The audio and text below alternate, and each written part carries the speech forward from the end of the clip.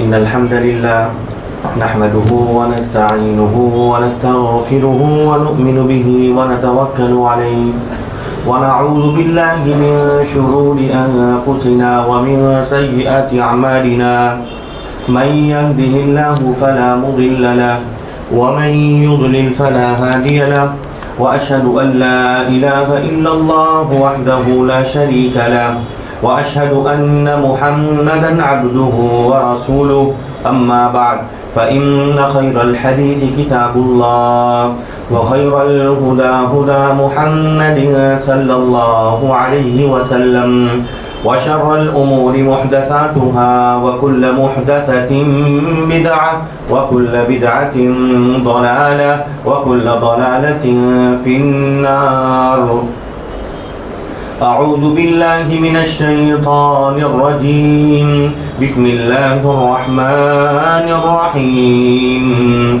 يا أيها الذين آمنوا اتقوا الله حق تقاته ولا تموتن إلا وأنتم مسلمون. يا أيها الناس اتقوا ربكم الذي خلقكم من نفس واحدة وخلق منها زوجها وبث منهما رجالا كثيرا ونساء واتقوا الله الذي تساءلون به والأرحام إن الله كان عليكم رقيبا. يا أيها الذين آمنوا اتقوا الله وقولوا قولا سديدا يصلح لكم أعمالكم ويغفر لكم ذنوبكم ومن يطيع الله ورسوله فقد فاز فوزا عظيما. وقال النبي صلى الله عليه وسلم إن أكمل المؤمنين إيمانا أحسنهم خلقا وألطفهم بأهله. محترم سامعین، حاضرین جمعہ، خطبہ مسنونہ کے بعد تمام قسم کی تعریف و توصیف اس اللہ رب العالمین کے لیے لائق و مناسب ہے جو اللہ تبارک و تعالی ہم تمام لوگوں کا مربی اور پالنہار ہے. بعدہ درود و سلام ہو ہمارے آخری نبی جناب محمد رسول اللہ صلی اللہ علیہ وسلم اور ان کے آل و اصحاب پر. محترم سامعین، آج کل ہم ہمارے سماج اور معاشرے میں دیکھتے ہیں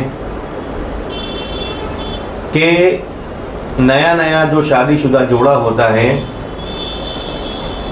وہ بہت ہی آسانی سے ٹوٹ جاتا ہے.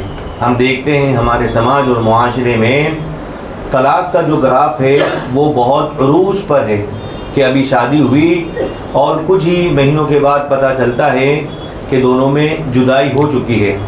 اس میں کچھ غلطیاں شوہر کی طرف سے ہوتی ہیں اور کچھ غلطیاں بیوی کی طرف سے ہوتی ہیں.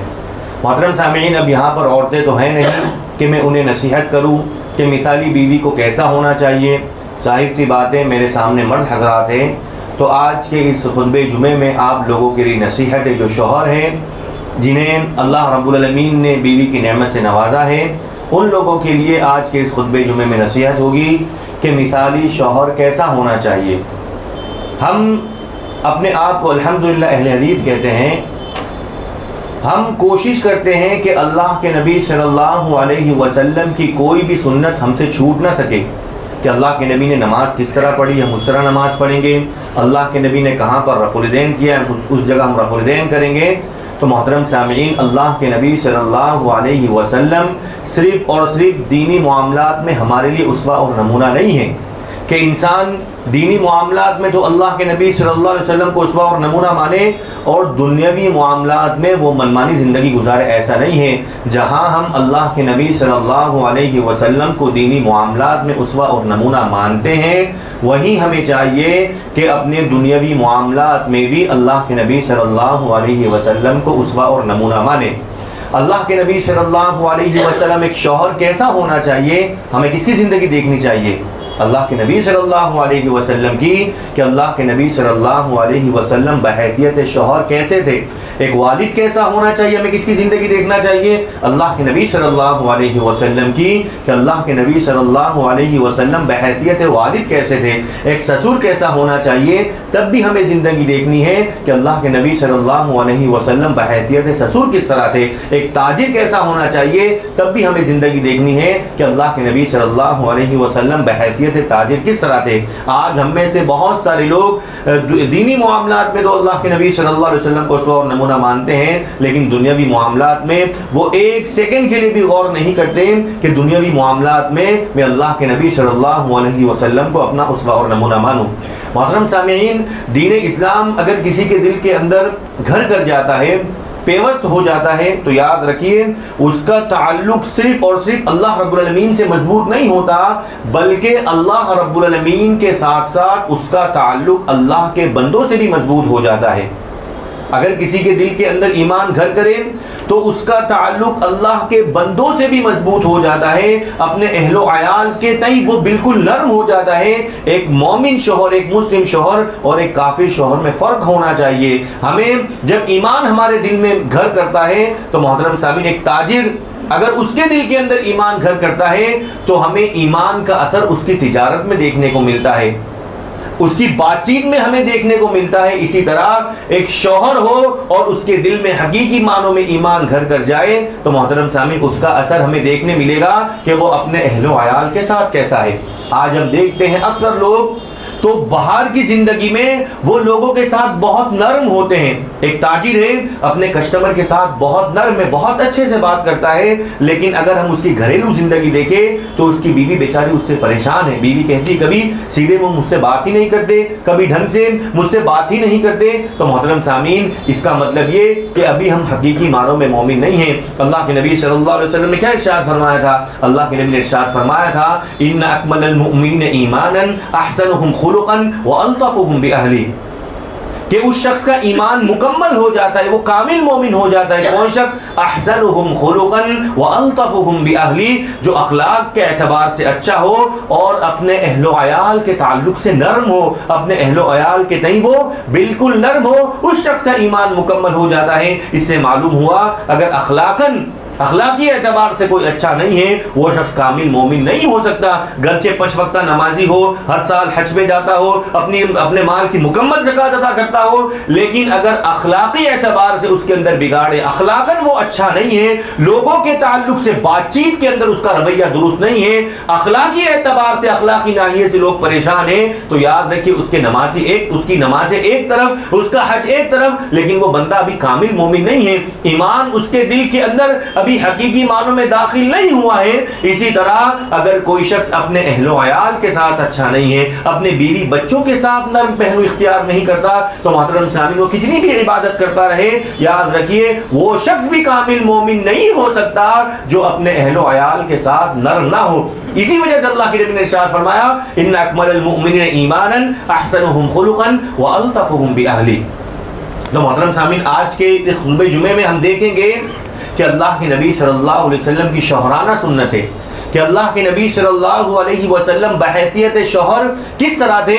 آج کے اس خطبہ جمعے میں ہم جاننے کی کوشش کریں گے۔ محترم سامعین، یاد رکھیے دین جو ہے یہ چند عبادتوں کا نام نہیں ہے کہ انسان کے اندر اگر دین آ گیا تو وہ نماز ادا کر لے، روزے رکھ لے، یہ چند عبادتوں کا نام صرف اور صرف دین نہیں ہے، بلکہ مکمل طرز زندگی کا نام دین ہے۔ دین آنے کے بعد ہماری مکمل زندگی تبدیل ہو جانی چاہیے۔ ہم تاجر، دین آنے سے پہلے ہم کس طرح تجارت کرتے تھے، دین آنے کے بعد ہمیں کس طرح تجارت کرنا چاہیے، دینداری آنے سے پہلے ہم ہمارے اہل و عیال کے ساتھ، بیوی بچوں کے ساتھ کس طرح ہم تھے، اور دینداری آنے کے بعد ہمیں کس طرح ہو جانا چاہیے۔ تو دین صرف اور صرف چند عبادتوں کا نام نہیں، بلکہ دین یہ ایک طرز زندگی کا نام ہے، طرز حیات کا نام ہے۔ اللہ کے نبی صلی اللہ علیہ وسلم کی اگر ہم سیرت کا مطالعہ کریں، زندگی کا مطالعہ کریں، تو ہمیں معلوم ہوگا کہ اللہ کے نبی صلی اللہ علیہ وسلم بحیثیت شوہر کس طرح تھے۔ آج کے اس خطبہ جمعے میں ہم شوہرانہ سنتیں دیکھتے ہیں کہ اللہ کے نبی صلی اللہ علیہ وسلم کی سنتیں کیا تھی بحیثیت شوہر۔ عائشہ صدیقہ رضی اللہ تعالی عنہ بیان کرتی ہے کہ اللہ کے نبی صلی اللہ علیہ وسلم نے کبھی بھی اپنی زندگی میں کسی عورت پر، اپنی بیوی پر ہاتھ نہیں اٹھایا. ما ضرب رسول اللہ صلی اللہ علیہ وسلم امراۃ قط، کہ اللہ کے نبی صلی اللہ علیہ وسلم نے اپنی مکمل زندگی کے اندر کبھی بھی اپنی بیوی پر، کسی عورت پر ہاتھ نہیں اٹھایا. تو پہلی سنت کیا پتہ چلی ہمیں؟ کہ ہمیں اپنی بیویوں کو مارنا نہیں ہے. اگر ہم حقیقی معنوں میں اللہ کے نبی صلی اللہ علیہ وسلم کو اپنا اسوہ اور نمونہ مانتے ہیں تو ہمیں کیا کرنا ہے؟ اپنی بیویوں پر ہاتھ نہیں اٹھانا ہے. شاید کہ آپ لوگوں کو لگتا ہو بہت مشکل کام ہے. وہ نبی کی بیویاں تھی جو اللہ کے نبی صلی اللہ علیہ وسلم کے ساتھ بہت اچھے سے رہا کرتی تھی، اس وجہ سے کبھی نوبت ہی نہیں آئی کہ اللہ کے نبی صلی اللہ علیہ وسلم کو مارنے کی ضرورت پڑے. محترم سامعین یاد رکھیں، نبی کی بیویاں ضرور تھی، لیکن جس پسلی سے ہماری بیویاں پیدا ہوئی ہے، ہماری زمانے کی عورتیں پیدا ہوئی ہے، اسی پسلی سے اللہ کے نبی صلی اللہ علیہ وسلم کی بیویاں بھی پیدا ہوئی تھی. اور یا ایسا نہیں ہے کہ اللہ کے نبی صلی اللہ علیہ وسلم کی شادی شدہ زندگی یہ اختلافات سے پاک تھی، کہ اللہ کے نبی کے کبھی اپنی بیوی سے جھگڑے ہی نہیں ہوئے، کبھی اختلاف ہی نہیں ہوئے. ایسا بالکل نہیں ہے. ابھی کچھ مثالیں دوں گا. اللہ کے نبی صلی اللہ علیہ وسلم کی زندگی بھی، شادی شدہ زندگی بھی اختلافات سے پاک نہیں تھی. جب نبی کی زندگی، نبی کی شادی شدہ زندگی اختلافات سے پاک نہیں تھی، تو یاد رکھیے اس روئے زمین پر کوئی بھی شخص ایسا نہیں ہے جس کی شادی شدہ زندگی اختلافات سے پاک ہو سکے. اللہ کے نبی صلی اللہ علیہ وسلم کی بھی اپنی بیویوں سے اختلافات ہوئے. ایک مرتبہ اللہ کے نبی صلی اللہ علیہ وسلم نے کئی ماہ تک اپنی بیویوں سے علیحدگی اختیار کر لی. تو محترم سامعین، اختلافات اللہ کے نبی صلی اللہ علیہ وسلم کی شادی شدہ زندگی میں بھی ہوئے ہیں، لیکن اللہ کے نبی نے ہمیں ڈیل کر کے بتایا کہ ہمیں شادی شدہ زندگی کس طرح گزارنی ہے، ہمیں اپنی بیویوں کو ڈیل کس طرح کرنا ہے. عائشہ صدیقہ رضی اللہ تعالی عنہا کے تعلق سے آتا ہے، اللہ کے نبی صلی اللہ علیہ وسلم کی کئی ایک بیویاں تھی. اللہ کے نبی صلی اللہ علیہ وسلم باری کے اعتبار سے ہر ایک بیوی کے پاس جایا کرتے تھے. ایک مرتبہ اللہ کے نبی صلی اللہ علیہ وسلم کی باری عائشہ صدیقہ رضی اللہ تعالی عنہا کے پاس تھی. تو ایک دوسری بیوی نے دیکھا کہ آج میرے گھر پہ اچھا کھانا بنا ہوا ہے، اور اللہ کے نبی صلی اللہ علیہ وسلم کی باری آج میرے یہاں نہیں بلکہ عائشہ صدیقہ رضی اللہ تعالی عنہا کے یہاں ہے. تو اس بیوی نے کیا کیا؟ تھوڑا سا کھانا ایک غلام کے ساتھ بھیجا دیا کہ جاؤ اللہ کے نبی صلی اللہ علیہ وسلم کو دے کر کے آ جاؤ. وہ غلام مٹی کے برتن میں وہ کھانا لے کر اللہ کے نبی کے پاس پہنچا. تو عائشہ صدیقہ رضی اللہ تعالیٰ عنہ کو غصہ آ گیا کہ باری آج میرے گھر پہ. دیکھو وہ ہماری مائیں ضرور ہیں، ان کے دین کی ہم مثال نہیں دے سکتے، ان کا جو دین تھا، ان کا جو ایمان تھا وہ اعلیٰ درجے کا تھا، لیکن عورتوں والی جو فطرت تھی وہ اللہ کے نبی صلی اللہ علیہ وسلم بیویوں کے اندر تھی، بیویوں کے اندر بھی تھی. جو ٹیڑھا پن، یعنی اللہ تبارک و تعالیٰ نے انہیں اوپر کی پسلی سے پیدا کیا ہے، اور اوپر کی پسلی کے اندر جو ٹیڑھا پن تھا وہ اللہ کے نبی صلی اللہ علیہ وسلم بیویوں کے اندر بھی تھا. جب عائشہ صدیقہ رضی اللہ تعالیٰ عنہا نے دیکھا کہ آج باری میرے گھر ہے اور کھانا کسی سوکن کے گھر سے آ رہا ہے، تو غصے میں اس برتن کو لیا اور زور سے دیوار پر دے مارا. کس کے سامنے؟ اللہ کے نبی صلی اللہ علیہ وسلم کے سامنے. محترم سامعین، یہ عیب کی بات نہیں ہے، شوہر بیوی کے اندر اختلافات ہو جایا کرتے ہیں. عائشہ صدیقہ رضی اللہ تعالی عنہا کو غصہ آیا، غلام کے ہاتھ سے برتن لیا اور زور سے دیوار پر دے مارا اور برتن ہی چکنا چور ہو گیا. اگر آج ہماری بیویاں کسی کے سامنے، ہمارے نوکر کے سامنے ایسی حرکت کریں، ہم کیا کریں گے؟ ہم اس کی ہڈی پسلی ایک کر دیں گے، یہی کریں گے. ہماری غیرت گوارا نہیں کرے گی کہ ہماری بیوی کی مجال کیسے ہوئی کہ کسی غلام کے سامنے ہماری بے عزتی کی. لیکن وہ نبی تھے، اس روئے زمین کے سب سے افضل شخص تھے، سب سے بہترین انسان تھے. انہوں نے ہمیں بتایا کہ ہمیں اپنی بیویوں کو ڈیل کس طرح کرنا ہے. وہ جانتے تھے کہ غیرت آنا یہ لازمی چیز ہے کہ کھانا کسی اور کے گھر سے آئے یہ بیوی برداشت نہیں کر سکتی. اللہ کے نبی صلی اللہ علیہ وسلم کیا کیا؟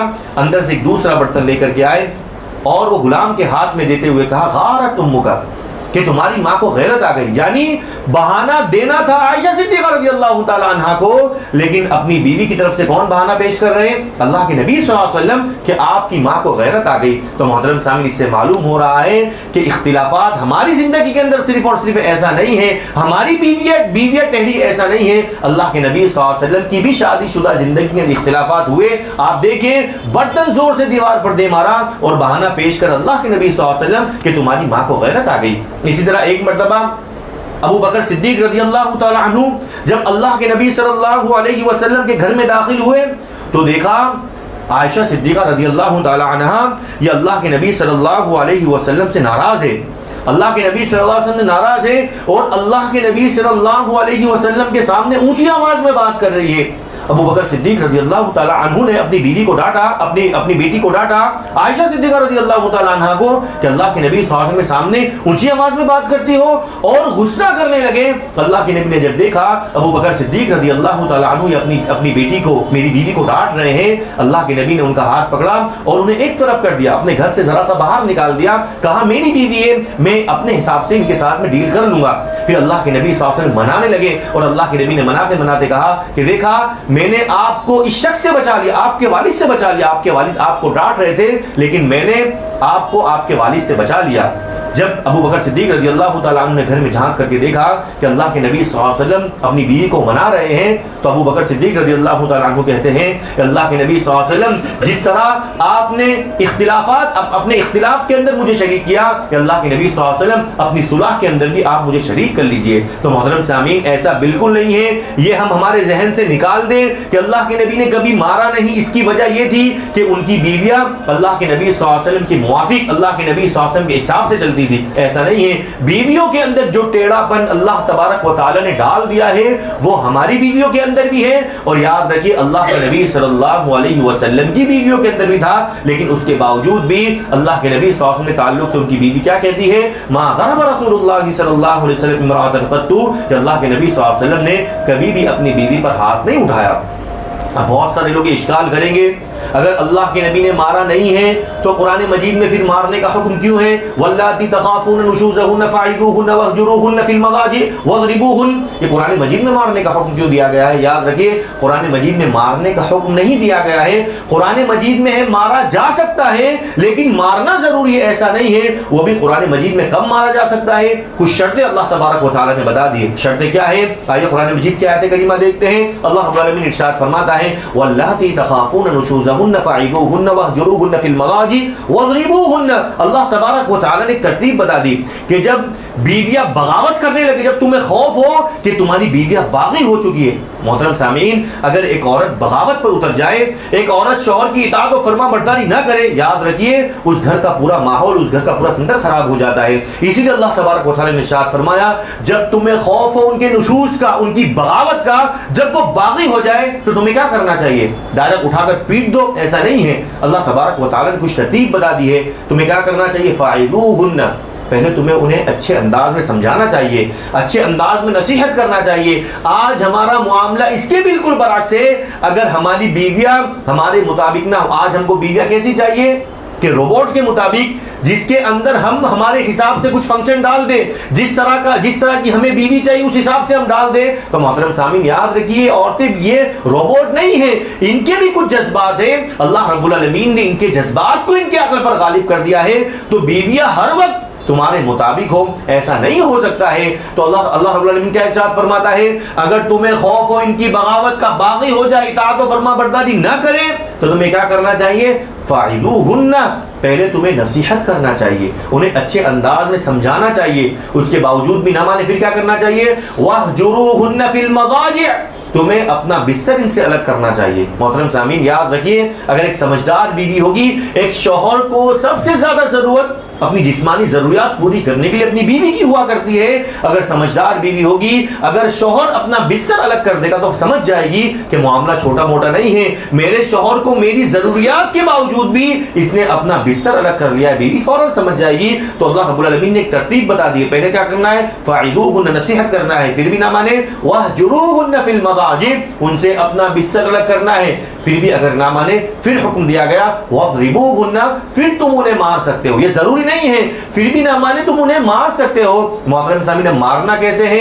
مارنا بھی انہیں تکلیف پہنچانے کے لیے نہیں، انہیں ایذا دینے کے لیے نہیں، بلکہ اپنے غصے کا اظہار کرنے کے لیے۔ اور اگر اس آیت کی آپ تفسیر میں دیکھیں تو صحابہ کرام نے، غالباً ابن عباس رضی اللہ تعالیٰ عنہ نے اس کی شرح میں کہا ہے کہ مارنا کیسے؟ مسواک جو ہوتی ہے، مسواک تقریباً اتنی بڑی ہوتی ہے، اس کے 2 ٹکڑے کرنا ہے اور 1 ٹکڑے سے اپنی بیوی کو مارنا ہے۔ اب اس سے تکلیف پہنچے گی نہیں، صرف اور صرف مارنا اس لیے یہ ہے کہ اپنے غصے کا اظہار کرنے کے لیے، اور گال پر نہیں، اللہ کے نبی نے منع فرمایا کہ کوئی کسی کے گال پر نہ مارے یا ایسی جگہ نہ مارے جس سے اس انسان کو تکلیف پہنچے، اپنی آپ کی بیوی کو تکلیف پہنچے تو مارنے کا حکم بھی دیا گیا۔ تو اللہ کے نبی صلی اللہ علیہ وسلم، اللہ تبارک و تعالی نے کچھ ترتیب بتا دی ہے کہ انسان پہلے نصیحت کرے، پھر اس کے بعد اپنا بستر الگ کرے، اور اس کے بعد ایسی مار مارے کہ جس سے اسے تکلیف نہ ہو، صرف اور صرف اپنے غصے کا اظہار کرنے کے لیے وہ مار سکتا ہے۔ اور محترم سامعین یاد رکھیے، شریعت اسلامیہ کے اندر علماء کرام نے، بڑے بڑے محدثین نے، بڑے بڑے مفسرین نے کہا ہے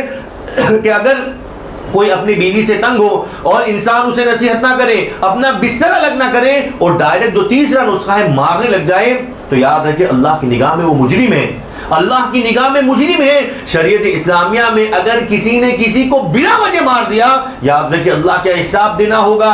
گرچہ ایک شوہر اپنی بیوی کو ہی کیوں نہ مارے، اگر وہ نصیحت نہیں کرتا ہے، اپنے بستر کو الگ نہیں کرتا ہے، اور لاسٹ والا جو نسخہ ہے مارنے والا اسے پہلے نمبر پر آزماتا ہے، اللہ کی نگاہ میں وہ گنہگار ہوگا۔ ہمیں ترتیب وائز چلنا ہے۔ انسان اپنی بیوی کو نصیحت کرے، جب بیوی نافرمان ہو جائے تب کی بات ہے، نصیحت کرے، اپنا بستر الگ کرے، اور اس کے بعد وہ مار سکتا ہے۔ اور محترم سامعین یاد رکھیے، مرد کو اللہ رب العالمین نے قوام بنایا، الرجال قوامون علی النساء، مرد یہ قوام ہے عورتوں پر۔ قوام کا مطلب کیا ہوتا ہے؟ جیسے ایک والد ہے، ایک والد کے اگر دو بیٹے ہیں، ایک چھوٹا ہے ایک بڑا ہے، کبھی کبھار ایسا ہوتا ہے کہ والد دونوں کے لیے ایک چیز لے کر کے آتا ہے، اپنے چھوٹے بیٹے کے لیے بھی، اپنے بڑے بیٹے کے لیے بھی۔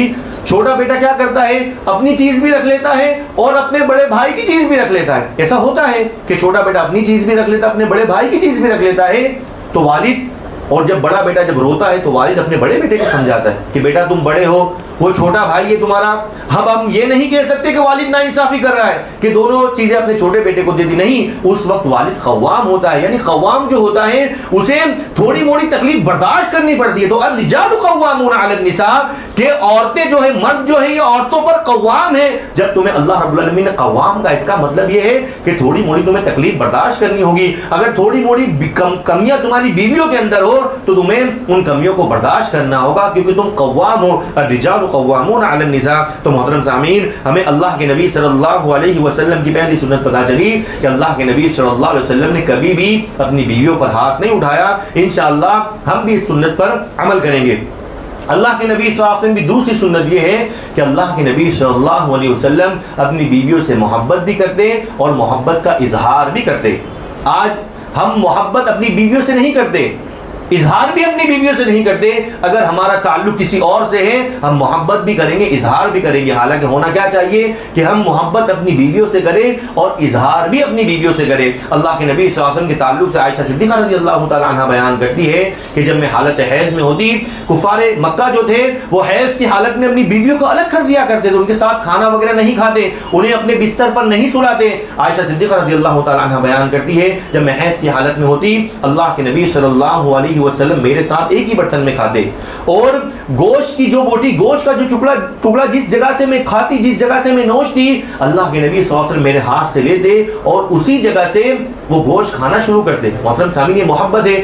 شوہر اپنے بیوی سے کسی بھی طرح محبت کر سکتا ہے، اظہار کر سکتا ہے، بشرطے کہ وہ محبت دائرے اسلام سے باہر نہ ہو، اسلامی جو تعلیمات سے اس سے خارج نہ ہو، کسی بھی طریقے سے محبت کر سکتا ہے۔ عائشہ صدیقہ رضی اللہ تعالی عنہ کو چیزیں اچھی لگتی، ایک شوہر اس کی بیوی جہاں سے کھائے وہ شوہر اس سے لے کر وہیں سے کھائے، محبت اظہار بھی کرتے۔ عائشہ صدیقہ رضی اللہ تعالی عنہ بیان کرتی ہے کہ پانی جس جگہ سے میں پیتی، اللہ کے نبی صلی اللہ علیہ وسلم بھی میرے ہاتھ سے پانی لیتے اور اسی جگہ سے اللہ کے نبی صلی اللہ علیہ وسلم پیا کرتے تھے۔ عائشہ صدیقہ رضی اللہ تعالی عنہ بیان کرتی ہے کہ کبھی کبھار محبت میں اللہ کے نبی صلی اللہ علیہ وسلم میرا نام تبدیل کر دیتے، میرا نام عائشہ ہے۔ اللہ کے نبی صلی اللہ علیہ وسلم کبھی محبت کا اظہار کس طرح کرتے، کبھی مجھ سے کہتے یا عائش، کبھی کہتے یا حمیرہ۔ تو محترم سامعین ہمیں بھی چاہیے ہم اپنی بیویوں سے محبت کریں اور محبت کا اظہار بھی کریں۔ یاد رکھیے اگر ہماری کسی محبت سے ہماری بیوی خوش ہوتی ہے، اس کا اجر بھی اللہ رب العالمین ہمیں ضرور دے گا۔ تو اللہ کے نبی صلی اللہ علیہ وسلم کی دوسری سنت کیا ہے، شوہرانہ سنت، کہ اللہ کے نبی صلی اللہ علیہ وسلم اپنی بیوی کو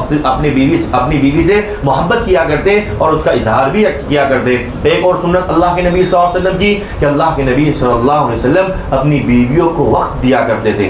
آج اکثر بیویوں کی شکایت ہے کہ ہمارے شوہر ہمیں وقت بالکل نہیں دیتے. ہماری ایک ہم وقت نہیں دیتے. اللہ کے نبی صلی اللہ علیہ وسلم کی کئی ایک تھی، غالباً ایک وقت میں 9 دی، اور اللہ کے نبی صلی اللہ علیہ وسلم تمام بیویوں کو وقت دیا کرتے تھے. اللہ کے نبی صلی اللہ علیہ وسلم کے تعلق سے آتا ہے کہ عصر کی نماز کے بعد تمام بیویوں کے یہاں اللہ کے نبی چکر لگا دے، اور 5-5 10 منٹ اللہ کے نبی صلی اللہ علیہ وسلم تمام بیویوں کو وقت دیا کرتے تھے. اور رات میں جس کے گھر اللہ کے نبی کی باری ہوتی تمام بیویاں اس گھر میں جمع ہو جاتی اور اللہ کے نبی صلی اللہ علیہ وسلم اسے ہنسی مذاق کیا کرتے تھے. تو محترم سامعین یہ بھی سنت ہے. ابھی وقت نہیں ہے ورنہ اور بھی بہت ساری چیزیں کہ اللہ کے نبی صلی اللہ علیہ وسلم کس طرح اپنی بیویوں سے ہنسی مذاق کیا کرتے تھے. تو ہمیں بھی چاہیے ہم اپنی بیوی کو وقت دیں. آج تو سب سے بڑا دشمن ہمارے اور ہماری بیوی کے درمیان کون ہے؟ آج ہمارا موبائل ہے. اگر شوہر رات میں گھر میں جلدی بھی آ جائے تو اس کا موبائل آڑ آ جاتا ہے، وہ اپنی بیوی کو اپنے بچے کو وقت نہیں دے پاتا. محترم سامعین یاد رکھیے اگر حقیقی معنوں میں ہم اپنی بیویوں کا وقت ماریں گے، حق تلفی کریں گے، اللہ کے ہمیں جواب دینا ہوگا. وقت جو ہم دنیا والوں کے لیے وقت دیں تو اسی طرح وقت ہونا چاہیے ہماری بیویوں کے لیے بھی. اللہ کے نبی صلی اللہ علیہ وسلم تمام بیویوں کو وقت دیتے اور ان سے ہنسی مذاق بھی کیا کرتے تھے. اگر کوئی شوہر اپنی بیوی کا حق مارتا ہے، وقت نہ دے کر کے حق مارتا ہے، یاد رکھیے اللہ کی نگاہ میں وہ گنہگار ہوگا. اسی طرح اللہ کے نبی صلی اللہ علیہ وسلم کی ایک سنت یہ بھی ہے، شوہرانہ سنت، کہ اپنی بیویوں کا خیال رکھا کرتے تھے. اللہ کے نبی صلی اللہ علیہ وسلم کی کوئی بیوی جب بیمار ہو جاتی اللہ کے نبی جاتے اور رقیہ قرآن مجید کی صورتیں وغیرہ پڑھ کر اس پر دم کر دیا کرتے تھے. آج اگر ہماری بیویاں بار بار بیماری کی شکایت کرتی ہیں ہم اپنا سر پکڑ لیتے ہیں، لیکن اللہ کے نبی صلی اللہ علیہ وسلم ایسے نہیں تھے. اللہ کے نبی صلی اللہ علیہ وسلم کی جو بھی بیوی بیمار ہوتی اللہ کے نبی جاتے اور سورت وغیرہ پڑھ کر رقیہ وغیرہ کر اس پر دم کر دیا کرتے تھے. ایک مرتبہ حفصہ رضی اللہ تعالی عنہ کے تعلق سے آتا ہے کہ حفصہ رضی اللہ تعالی عنہ کسی جنگ میں اللہ کے نبی صلی اللہ علیہ وسلم کے ساتھ تھی.